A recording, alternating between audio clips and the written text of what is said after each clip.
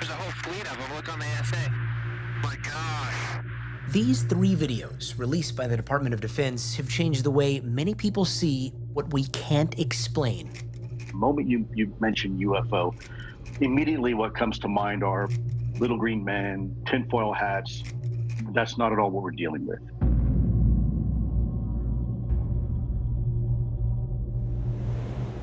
In 2004, off the coast of California, an F-18 Super Hornet training exercise was suddenly interrupted by a call over the radio that would come to define Commander David Fravor's career. You know, there's certain things in your life where you just remember in vivid detail what happened. And that's one of them, because it's honestly the strangest, most obscure thing I've ever seen flying. Fravor, the commanding officer of the Navy's Strike Fighter Squadron 41, and another F-18 scrambled to check out an unusual radar blip 80 miles off the coast. So as we're looking around, the backseater in the other airplane comes up and says, "Hey, Skipper, do you see?" And before he says it, I'm like, "Dude, do you see that?" As soon as we look down, we see the whitewater, and then we see this little white tic-tac. It's pointing north-south, and it's just going forward, back, left, right. It's just bouncing around? Yeah, like a ping pong ball. What was its shape? What was its, what did it look like it was made out of? Like a perfectly smooth white tic-tac. Or for people that need a bigger visualization, a giant propane tank. Fravor says the F-18s began circling, Fravor at 20,000 feet, and the so-called tic-tac only about 50 feet above the surface of the water. And I say, "Hey, I'm gonna go check this thing out." And the other pilot stays and says, "Hey, I'm gonna stay up high." And then it starts coming up at us. We call it two-circle fight, but it's coming up, I'm coming down. So it literally is aware we're there. There's no doubt, because it mirrored me. So here it is. I cut across, and I get to about half mile of it, you know, so I'm about halfway across the circle. As it gets in front of me, it just goes poof, and it's gone. And it's gone like that fast. What do you mean, poof, it's gone? I mean exactly that. Like, it's 1 minute it's there, and the next second, it's like magic trick. So I asked the other airplane, I said, "Hey, do you guys see that?" And they're like, "It's gone. It just disappeared." When you saw this kind of performance, what was the first thing that went through your mind? What the hell was that? Once back on the carrier, Fravor's team told the next crew what had happened, and that crew took off ready to capture something on camera. And this is what they saw. I guess the biggest question is, what do you think it is? I honestly don't know. I don't think that we have developed that technology. I don't think we developed it on this planet. We still, to this day, have no idea what it was, what we saw, what we chased, what we engaged. But it was pretty spectacular. A report from that incident eventually made its way to the Pentagon and crossed the desk of Luis Elizondo, the former director of the Advanced Aerospace Threat Identification Program. In essence, what that program was an investigatory body looking at what we call the UAP, probably in the vernacular, it's better known as the UFO phenomenon.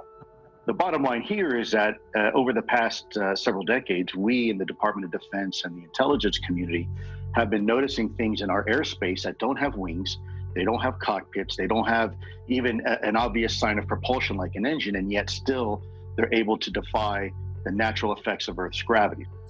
In 2020, the Pentagon declassified 3 videos, the Tic Tac video and 2 others filmed on the East Coast in January of 2015.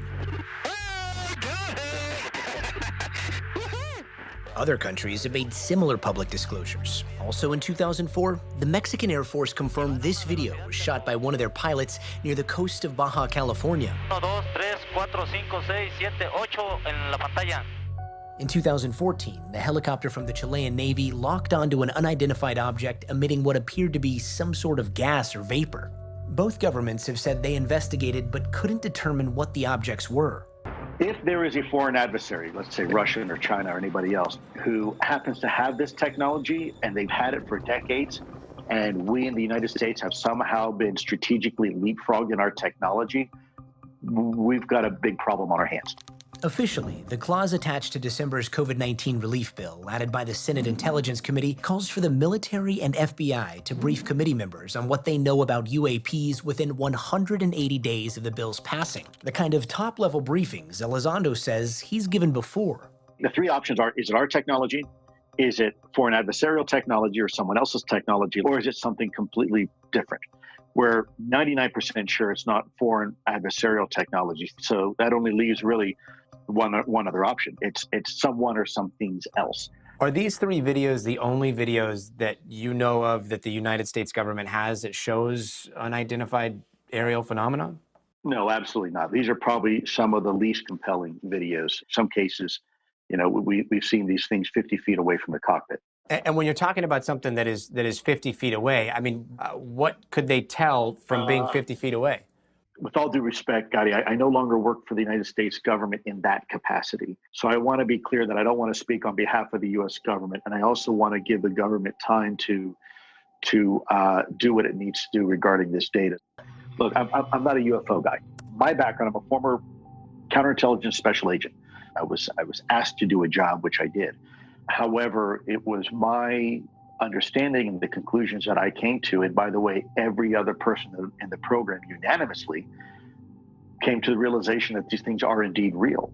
And it's getting increasingly harder to keep the cat in the bag.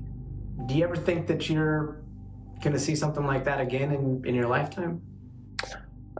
I don't know. I look up a lot. I mean, I'm not lying.